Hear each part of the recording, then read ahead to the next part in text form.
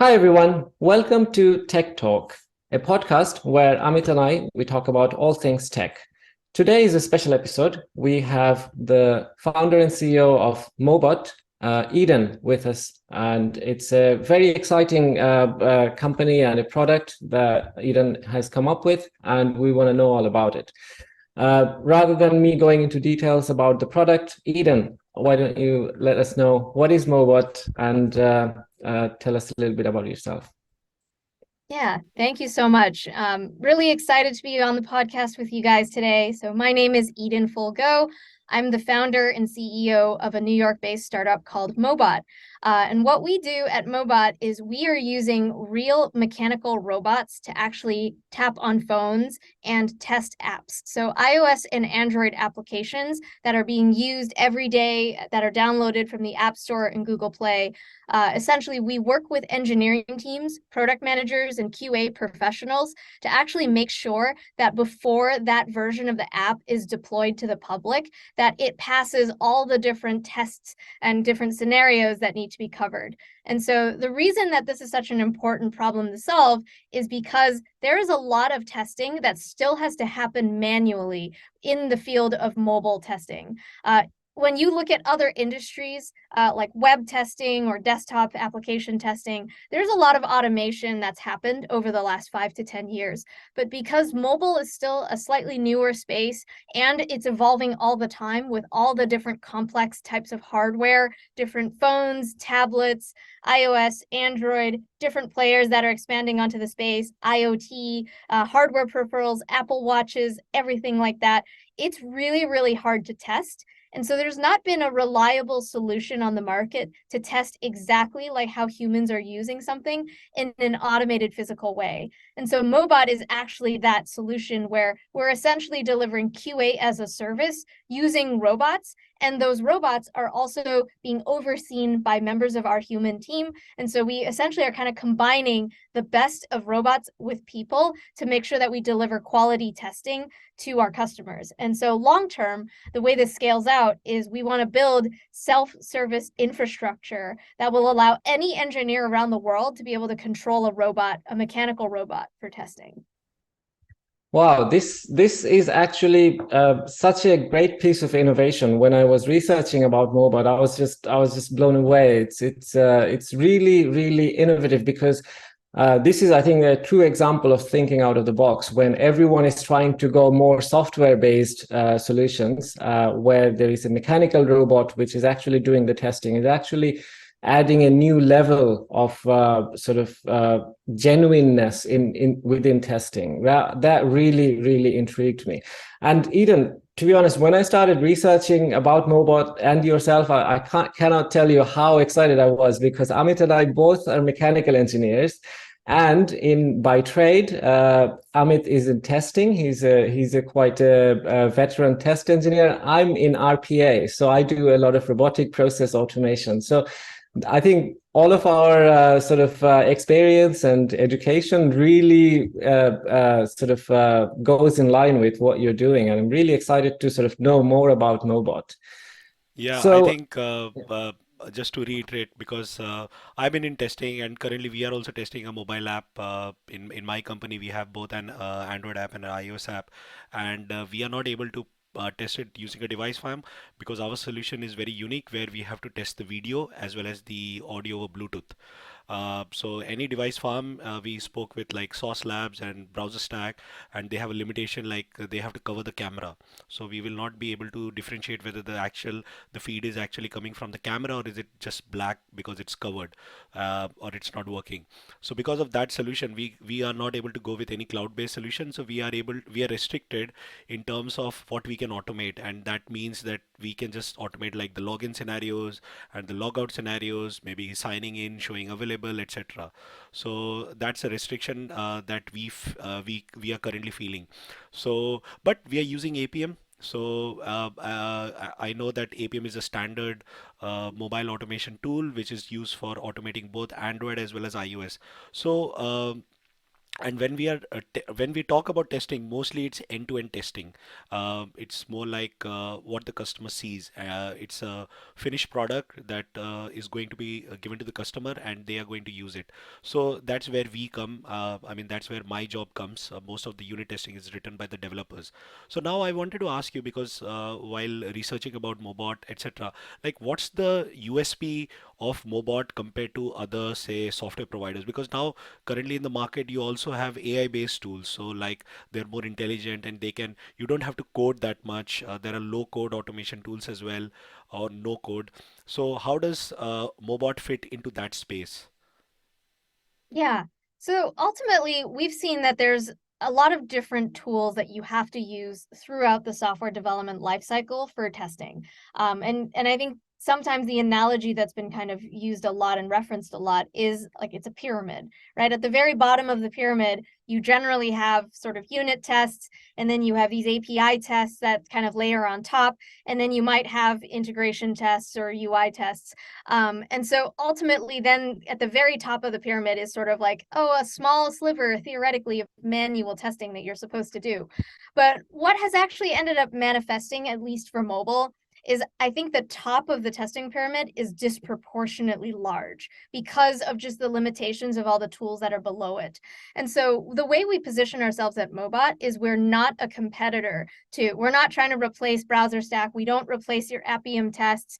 If you can write those tests with Appium and Detox and all these other testing frameworks out there, you probably should, because those are the kinds of tests that will run on every pull request, and they'll run on your development branch. But it's no replacement for the sort of final end-to-end testing, like you were saying, that happens at the end of a release cycle. Maybe it's a 1 or 2 week sprint. And this partly is set up because mobile CI/CD is not as easy to do, because there's the App Store and Google Play approval process, which does generally take a few hours, hopefully, or less, or sometimes can take a few days if things don't quite go according to plan. And so it kind of raises the stakes for when you have that release candidate that's ready to go, you can't actually it's not like you can just roll it back in a few minutes. There are, of course, phased rollout strategies you can use, but it really kind of makes it so that when you are testing exactly like a human using the device, you want to be super careful and comprehensive that you're covering all the test scenarios. And so Mobot is basically providing that additional test coverage that we feel like the other testing tools in the bottom of the testing pyramid haven't been able to cover. And so that's really ultimately where we differentiate. And so we see that I think a good QA team, a good test engineer, you should be using a number of different tools. This idea that you kind of have one tool that does everything, one size fits all. I don't think that works, especially not in this complex world where you wrote your web app in a different programming language than your mobile app. Why would you expect that you could use a web tool to do QA testing on mobile? I think that kind of same logic applies across the board for iOS, for Android, for physical test cases, Bluetooth test cases, API integrations, things like that. And so you have to use the right tool for the right job. And I think it's important that, especially as you're building kind of your QA strategy for an engineering team, that you don't kind of jump to just like, oh, I have a limited budget, so I'm only going to pick one tool and hope that it solves all my problems. I think it's very important that the engineer knows exactly what the different problems are, and that you're building a holistic strategy to solve different pieces of that problem. Right, yeah, absolutely. And one of the things I wanted to actually say that in many of my jobs, I've actually faced this problem quite a lot, that the test environment isn't fully mimicking the production environment or the live use case. And I feel like this solution of mechanized robots, actual physical robots, actually fills a gap that we didn't even realize was there before, because we were always testing in virtual environment. But just coming to think about it, there are Android Studio or other softwares where you could simulate a mobile device, and then you could, on top of that simulation, you could potentially, with the mouse or keyboard, can mimic the human interaction as well. How does it compare with that? Because that's also kind of like in a way, sort of mimicking the how the human would interact with the screen. Yeah. So I think there's definitely also limitations to emulators and simulators in terms of how they actually represent that hardware. Is it representing the camera, the graphics card, the memory on that device? I think there's some complexity there, because what we have seen sometimes is Mobot will catch a real bug on a real device, and an engineer that we're working with will try to go back and reproduce that bug in their Android Studio simulator or something. And they'll be like, oh, wait, I'm using what I think is the same model, right? Samsung S21 Ultra running Android 12, but I'm not getting the same bug. Like, what's going on? And you might find that it might be an issue with a memory leak. It might be device storage permissions. It might be the camera. It could be some issue with a home screen widget and whether or not that data is syncing. And, oh, was the app in the foreground or the background? Was a push notification triggered? And so there are all of these other sort of complex scenarios that in the real world, more and more over the next 5 to 10 years, the way that products have evolved is no one uses your piece of software in a vacuum, right? It's all about how your software, your mobile app, is talking to other third-party APIs, other SDKs.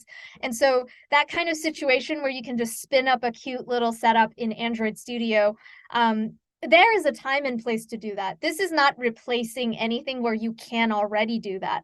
But our whole observation is that it's not able to cover all the scenarios. And then you end up having to like buy the phone off eBay and then like trying to reproduce the bug and collect an ADB log and then, oh, can I even get it or not? And so that's really the opportunity that Mobot is trying to really go after, is we want to make this debugging, this bug catching process so much simpler for engineers, because they already have so much to deal with. You have to write your espresso tests. You also have to test manually when things don't go well. You have to kind of troubleshoot or debug or triage something that came in from customer support.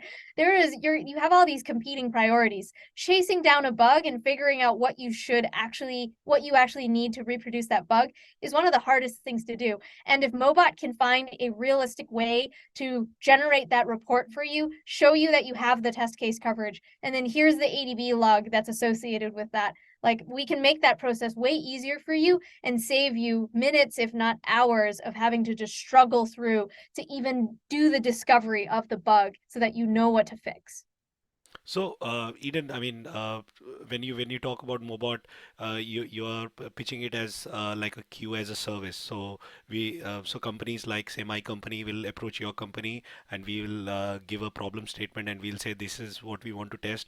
These are the couple of Android devices we want you to focus on, and the iOS devices, maybe iOS 15, 16, and Android 8, 9, 10, maybe 12, and then we come up with the whole thing.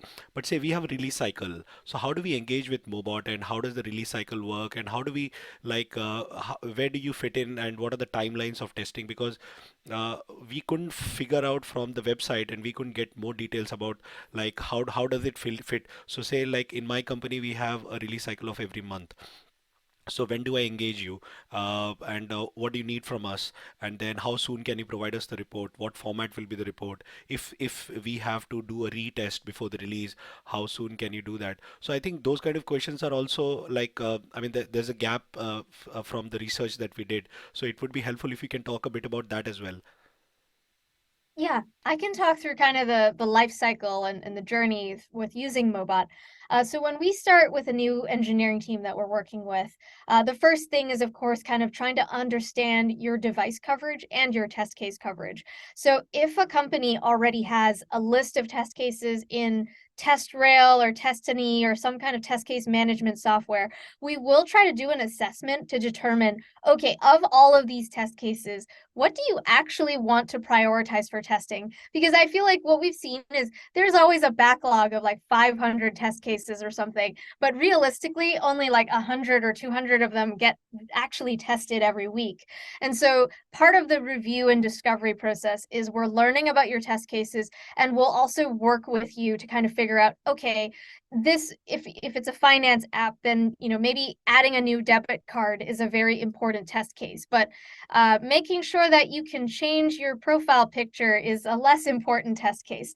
And so there is that part of the business discovery and prioritization process that is something that we go through in an initial kind of onboarding and engagement.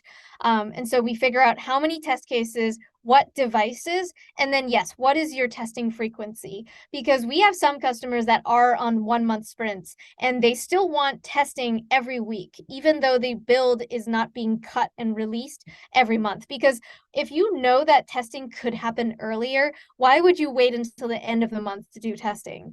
You would rather test sooner and more frequently so that that bug can get fixed mid-sprint. And so there is a balance of kind of budget and resources to figure out when is the right time to do testing.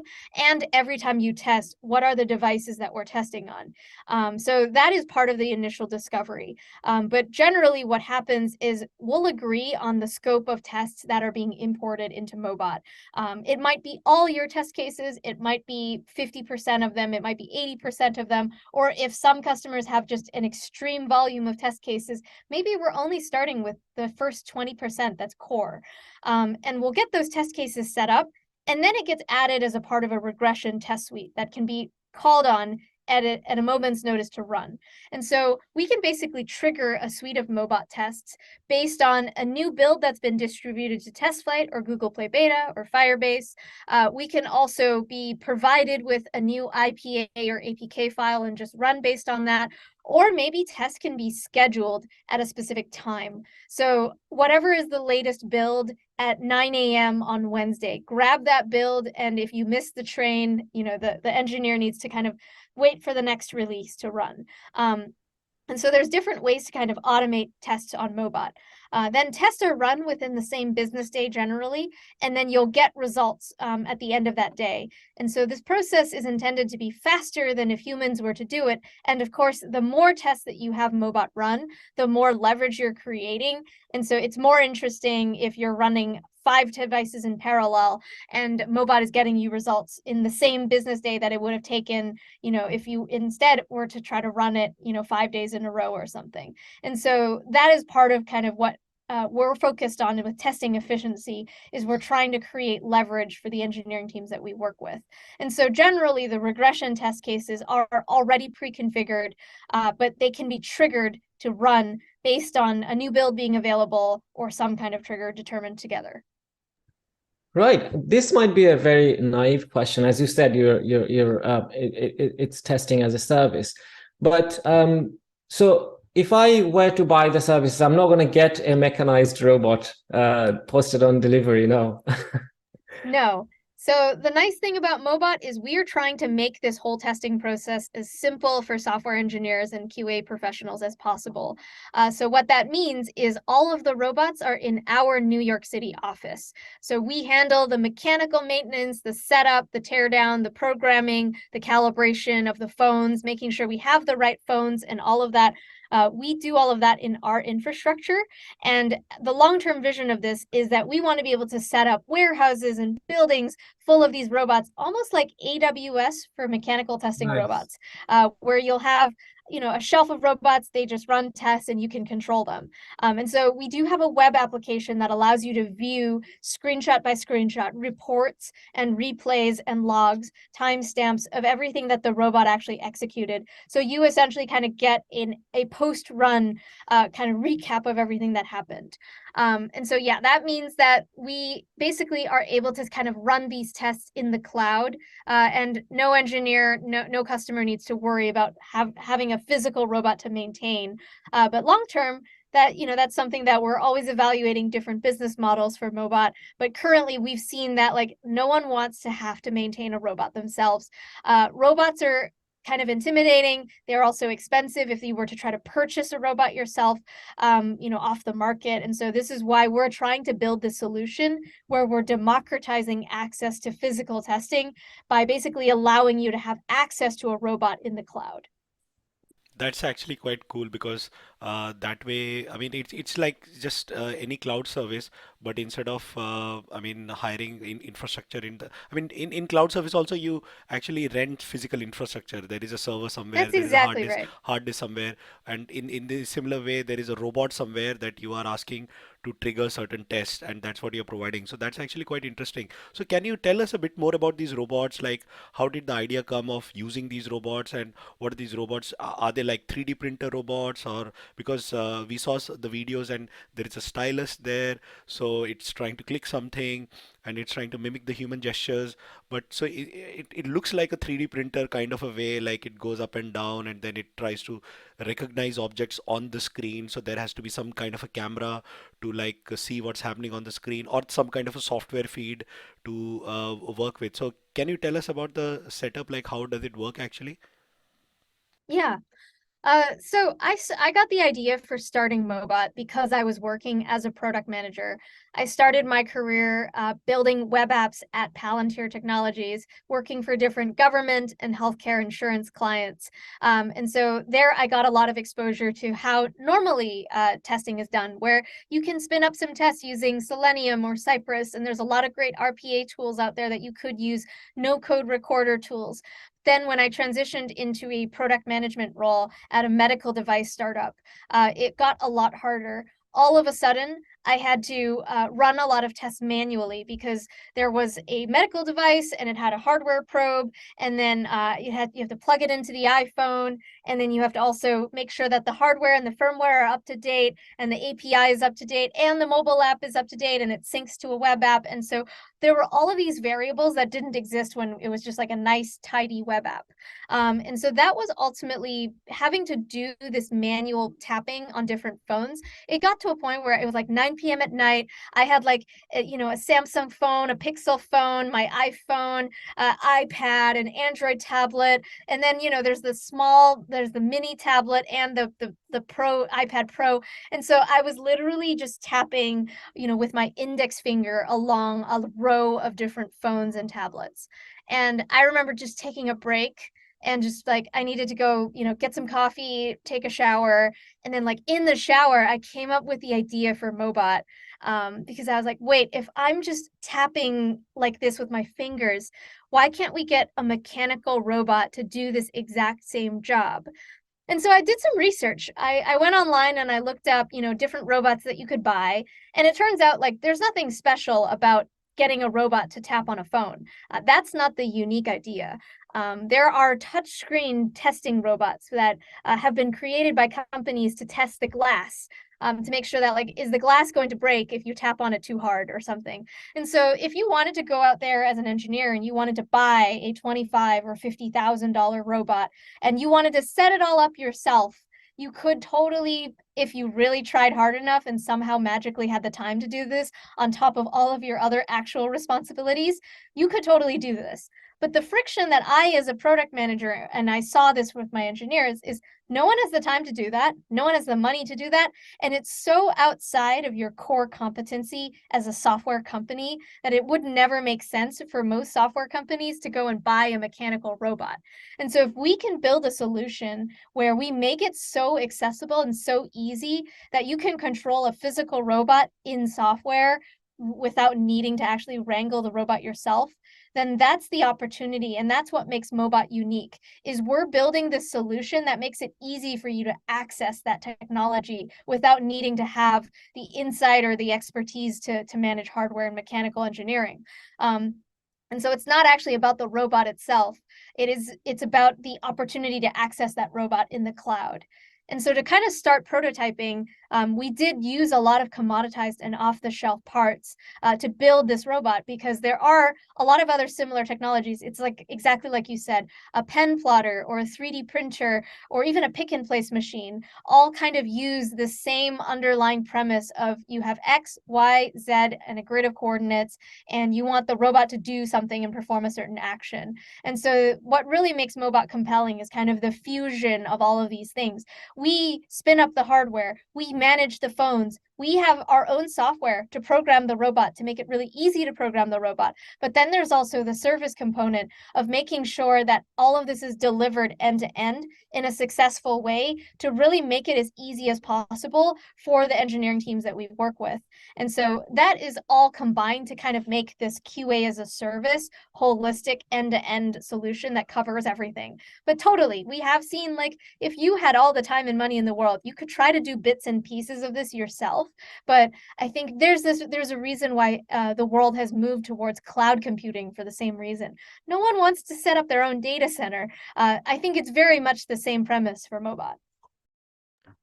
Right. Okay. Yeah. No, that's really good to know. The inner workings of it. So you mentioned, the operation of Mobots are a lot faster than what a human would do. Would it not somehow negate the point of actually, testing just like a human would do, because it's clicking the buttons too fast? How do we get around? Yeah, testing speed is where you get leverage with testing speed is by testing more devices and more test cases simultaneously. It's not about like the millisecond, like, oh, I want to tap faster, and then you get to the next step faster. We try to create a very intentionally realistic human tapping like experience with our robots.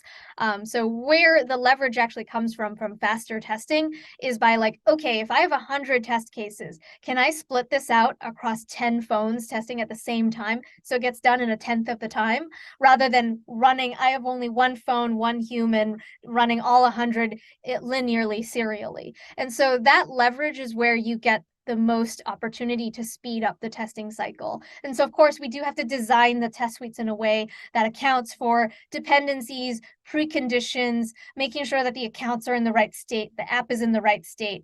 But absolutely, like where you you do not want to cut corners by like, oh, I'm going to make this screen load, 2 milliseconds faster and then tap faster, because we do want it to be realistic. There are animations, there's, loading times. You do have to, because this is realistic end-to-end testing, if you push on a button, it does have to make an API call. It has to return the data. You want to make sure the data loads before you move on to the next step.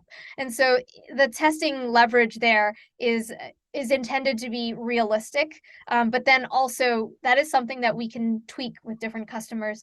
There is an ability to kind of customize the wait time, because we do have certain tests that need longer amounts of time to run.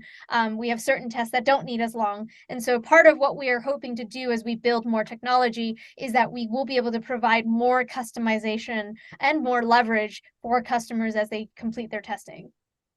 I was going to say, you really have thought about everything. That is quite a bit of nuance added to the testing to add the additional slowness for mimicking human interaction.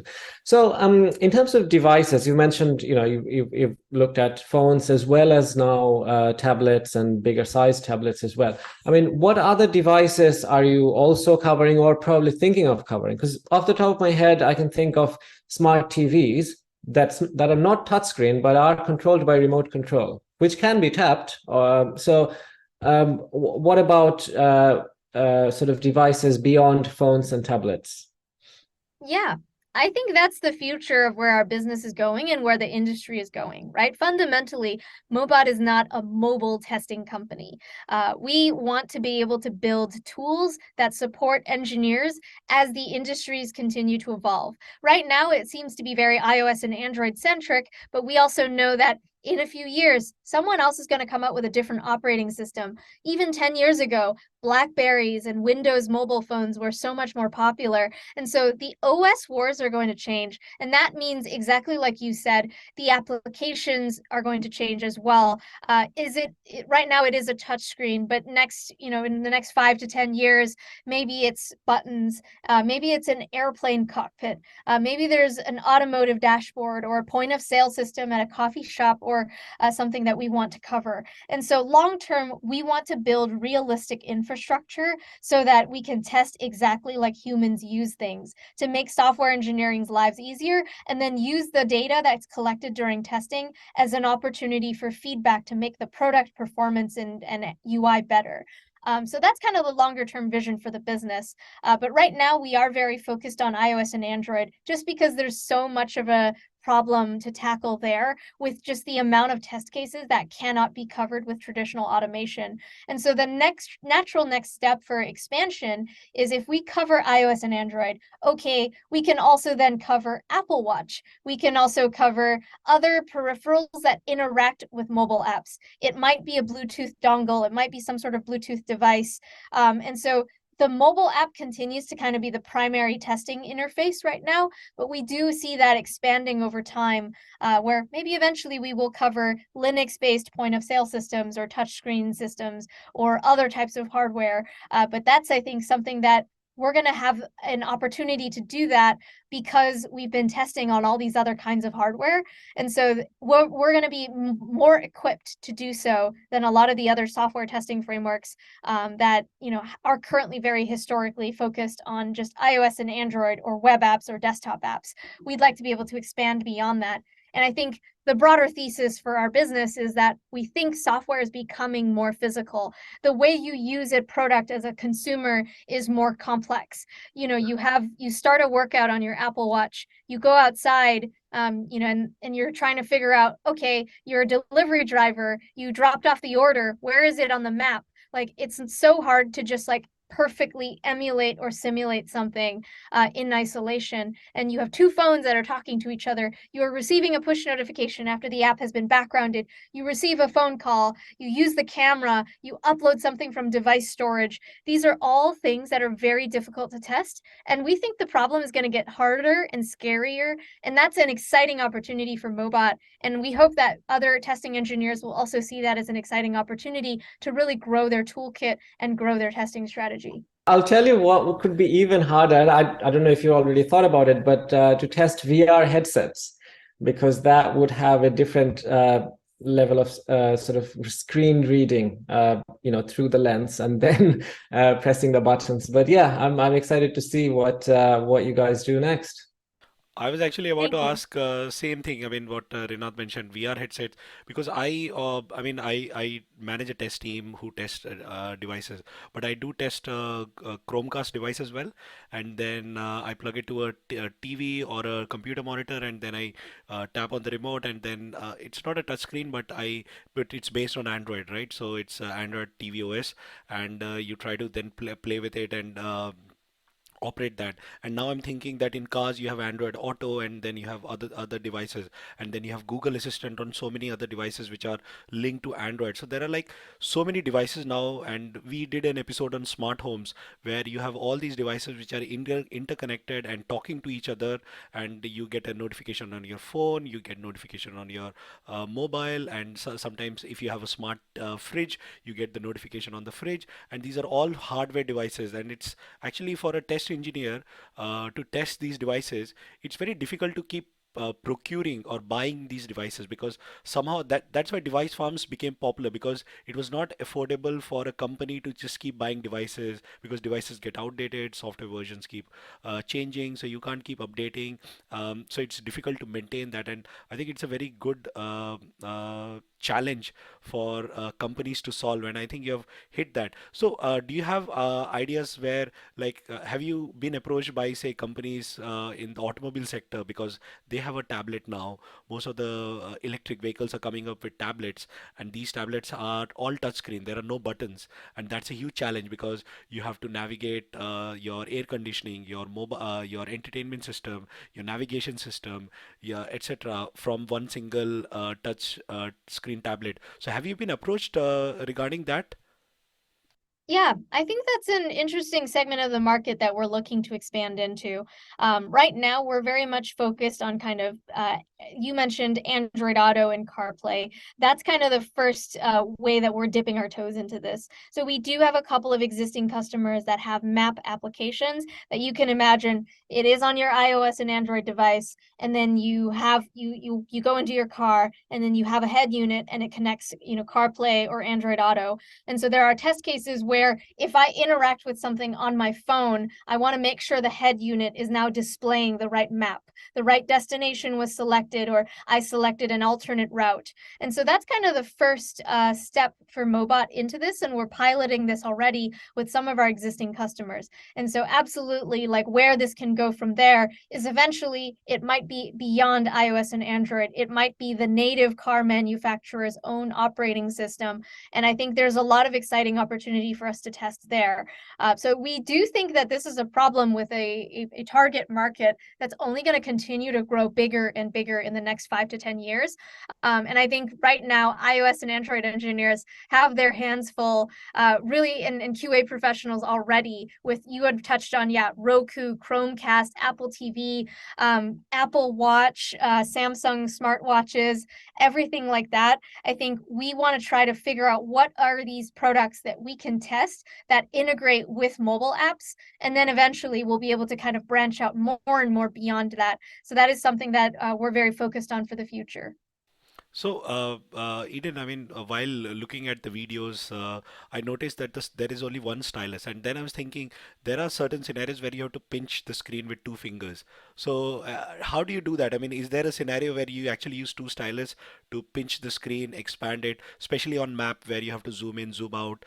So those cases you have to use two fingers, because most of the functionality on a mobile phone you can do it with one finger at any given point in time, but a lot of times where there are certain apps like map apps where you have to use two fingers. So do you use actually two stylus, or do you how do you test that kind of scenario? Yeah, so you might not be surprised to hear this, but 99% of all the test actions that we get requested are with a single stylus. And so right now, that's kind of where we've been focused on optimizing our technology for. As this need continues to grow, we will potentially consider adding multi-touch. But honestly, we are at a point where, because Mobot is doing QA as a service, we have the robots do the easy stuff. So if there's like ever like a once every 1,000th action, you have to pan the map or pinch or something, it's really not that hard to just, like, a person who's also watching the robot just goes over and does the quick thing, and then the robot does the other 99% of the work. And so we, as a part of what we've always told our customers, like, we're not pretending that there's like some magical warehouse where everything's automated and no one is looking at your robot, no one is looking at your phone. I also think that's very scary, right? As a test engineer, you don't want to hear that, like, oh, we just had a bunch of robots do the work and no one checked the work afterwards. I think part of what really our customers find very compelling is Mobot is this combination of humans plus robots. The robots do the easy work. The humans are reviewing, are controlling, are retraining, reprogramming the robot afterwards, and helping to maintain regression test suites, because we know apps are changing all the time. And so it's not like we can just have the robot run unattended forever. And so the example that you used of kind of like pinching and zooming on a map, it's something that happens so infrequently that currently we handle it as a manual action. But if we ever get to a point where, oh, there's like 3,000 of these that are happening per hour, then yes, we should totally build a robot to support that. But I think fundamentally, we're in the business of kind of automating the things that are most painful and high friction. And so we kind of are able to kind of use our own testing data to understand how often does that particular scenario comes up. And so as long as we're being upfront with our customers about just like what we can and cannot do and the capabilities of the platform, we found that because what Mobot is already able to offer is so different and already so differentiated from what already exists, that people are okay with the fact that we don't have multi-touch just yet.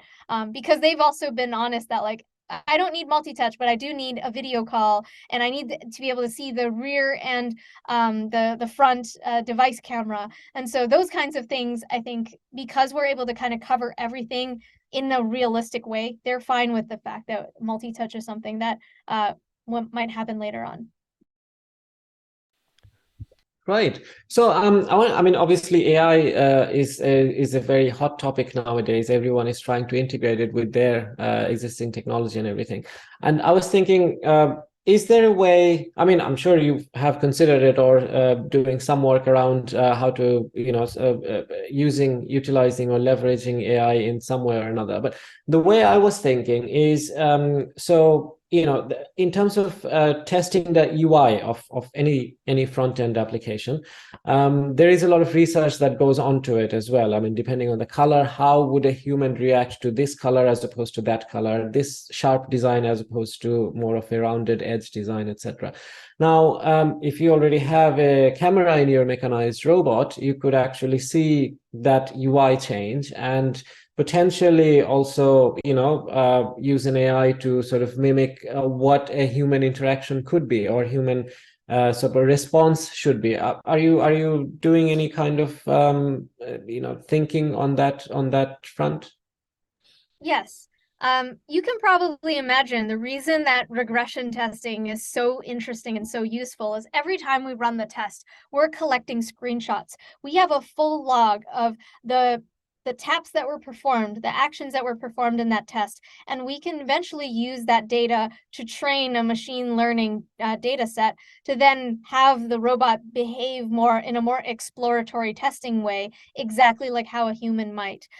So of course, I think with testing, what we have realized though is that when testing needs to be performed, you do want to actually have a thoughtful QA strategy. If you have 200 test cases, those 200 test cases were probably carefully designed for a reason, because you knew that like this is what generates revenue in the app. This is the most highest converting part of the app. And so the idea that you could have an AI like randomly tap around, but does that actually represent realistic human priorities, business priorities? What we've also found is if you kind of don't spend enough time curating your test cases, what ends up happening is you find a lot of bugs, but they're not even important bugs. Like, oh, app will crash if you tap on the settings button 46 times. How many times is someone going to tap on the settings button 46 times? How often is that bug going to get encountered? And then it becomes this sort of give and take with the engineering team of, okay, we found this bug, but is this bug even worth fixing? And so I do think there's a very interesting conversation around prioritization of test cases, what that QA strategy looks like. And so I absolutely do believe that AI and machine learning can play a role in testing in the future, but there's a reason why even at Mobot, we don't think all of QA can be automated, because we do think someone needs to be making the business decision and the call of like what is worth working on and what is not. Even if you have the actual execution being done with automation, you can't outsource the decision-making process. And so I think AI and machine learning, it will continue to evolve this field for a long time, but we do need to be very careful about the consequences, because if you just leave it unattended, I know there's been all this conversation around Chat GPT and all its capabilities. I don't even think Chat GPT can decide on all the best test cases. I think only a true test engineer that understands the business, understands your product, and has done the manual testing themselves, they are the ones that really appreciate that nuance. And so we at Mobot are here to kind of do the heavy lifting once they've made the decision. And so it's about how can we put that QA professional in the driver's seat, but they don't need to be literally like kind of like self-driving cars. You want some of the leverage to be created, but you do need someone to be making decisions. Yeah, I think it's very important because in the industry now there's so much focus on automation that a lot of time people think, okay, let's get rid of the QA guys and let's just get everything automated. Let's get the developers do all the automation and we don't even need a QA team and then we'll have good quality. But over a period of time, I've worked now in the industry for 16 years and I've worked with different companies. I've realized that you do need people. Even in our organization where we have automated test cases, we need the people to find out to do exploratory kind of testing, like think outside the box, because as you said, the heavy lifting can be done by the robots. It's like a dishwasher, like it can wash the majority of the dishes, but there are still some dishes that have to be washed by humans. You can't wash all the dishes by using a machine. So there'll always be that. Me and Rinat, we were just talking before you joined about this analogy of a dishwasher, because there are This still this some analogy cases. makes it bad. Yeah. But I think it's so real, and companies they forget sometimes in the hope that automation is going to solve all their problems, that they forget that okay, humans actually add value. And if we take the heavy lifting, so even ChatGPT is going to augment. We did a podcast a few episodes back about ChatGPT, and we talked about this, like people are getting afraid that they'll lose their jobs, but it's not like that. It's like they will maybe get better at their jobs. The heavy lifting, the repetitive boring part can be done by someone else, and then we can think about more cognitive things, more creative things, and we can see okay, this tool, okay, with the Mobot, this the reports that are getting generated might give us more insight into how actually the app is being used, etc. And I think that's where the value is. And a lot of people, when they're fixated about automation, they forget that part. Yeah, That's right. yeah. So yeah, no, one of the things also I wanted to add in, being in RPA industry for a long time, one of the things I've noticed that, once they know the possibility of automation, everyone wants to automate everything. But sometimes it makes better business decision to not to automate part of it, because the human judgment or the decision making process, or even just maintaining an automation, might not be worth it for what it will return. So yeah, hats off to you, because of this is exactly what I've also experienced in few years in automation industry. And people do need to understand that automation is there to augment your performance, not necessarily replace it. That's right. Yeah, Yeah. I think we're going to see a lot of continued discussion over this over the next few years as people realize the limitations. I feel like we're kind of in this honeymoon phase where everyone wants to apply automation to everything and AI to everything, and we're going to start to realize the consequences.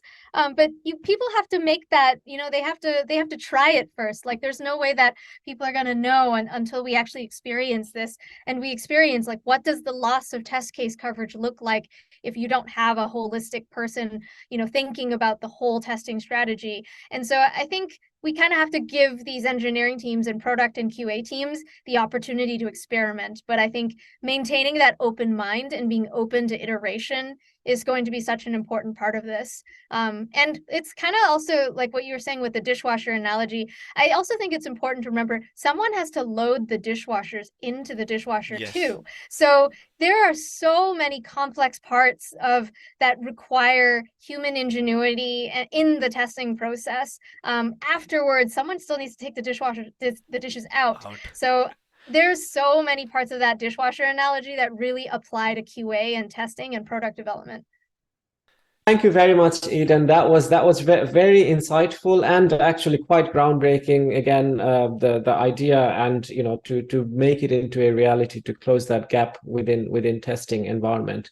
And thank you again for coming to our podcast and explaining all about it. It was really intriguing to know about it in detail, and also to know about the future, what the future holds for Mobot and automation testing in general. So yeah, really pleased to have this conversation with you.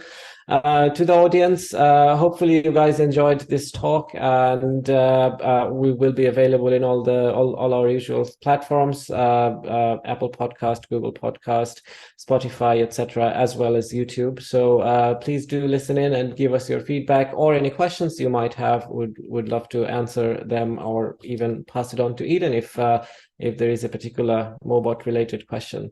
Thanks again, Eden, for coming to the podcast with us. And yeah. Thank you so much, and wish you all the best. Do you have anything else to add about your company, etc.?